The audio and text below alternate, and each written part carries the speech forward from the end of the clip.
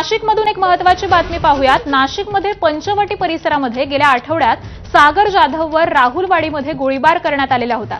या प्रकरणात आता मोठा ट्विस्ट आलाय। भाजपचे माजी नगरसेवक जगदीश पाटील यांना अटक करण्यात आली आहे, तर निकम गँगचा मुख्य सूत्रधार शेखर निकम आणि जगदीश पाटील यांची अमरावती पोलिसांच्या संगनमताने भेट झाल्याची माहिती ही देखील समोर आली आहे। या प्रकरणात एकूण 11 जणांना अटक करण्यात आलेली होती आणि पोलिसांनी ताब्यात असलेल्या संशयितांची चौकशी केलेली असता या प्रकरणामध्ये भाजपचे माजी नगरसेवक जगदीश पाटील हेच मुख्य सूत्रधार असल्याचं समोर आलं होतं।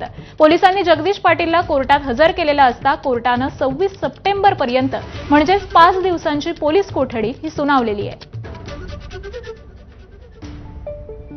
तर अधिक माहिती देत आहेत आमचे प्रतिनिधी मुकुल कुलकर्णी। हे मुकुल,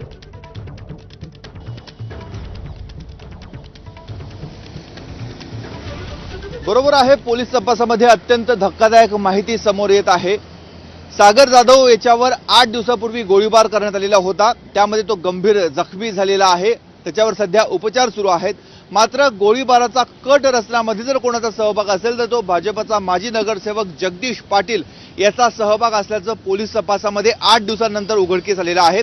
या प्रकरणी याआधी 11 जणांना अटक करण्यात आलेली होती। त्यांच्याकडनं जी माहिती समोर आलेली आहे, जे पुरावे पोलिसांना मिळाले ते थेट जगदीश पाटील याच्यापर्यंत पोहोचलेले आहेत। त्यामुळे जगदीश पाटीलला अटक करण्यात आलेली होती, त्याला 5 दिवसाची पोलीस कोठडी सुनावण्यात आलेली आणि त्याच्याकडनं आता आणखी काय माहिती मिळते हे बघणं देखील महत्त्वाचं आहे। मात्र त्याहूनही धक्कादायक बाब म्हणजे सागर जाधव याच्या हत्येचा कट रचण्यात आलेला होता। सुदैवानं त्याचे जीव वाचलेले आहेत, परंतु हा कट जेव्हा रचण्यात आलेला होता त्यावेळेस अमरावती पोलिसांच्या ताब्यामध्ये असलेला नाशिकचा एक गुन्हेगार शेखर निकम याच्या सोबत जगदीश पाटील याची एका लॉजवर बैठक झालेली होती। पोलिसांच्या मध्यस्थीने, पोलिसांच्या मदतीने ही बैठक झाल्याचं आता समोर येत आहे।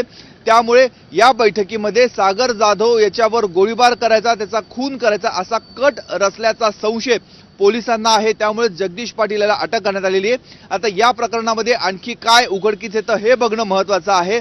अमरावती कैदी पार्टीच्या पोलिसांचा या संपूर्ण प्रकरणामध्ये काय सहभाग आहे, खरोखर त्यांनी अशा पद्धतीची मदत जगदीश पाटील आणि शेखर निकम यांची भेट घडवून आणण्यासाठी केली होती का, हे देखील आता तपासामध्ये समोर येणार आहे। धन्यवाद मुकुल या सविस्तर माहितीसाठी।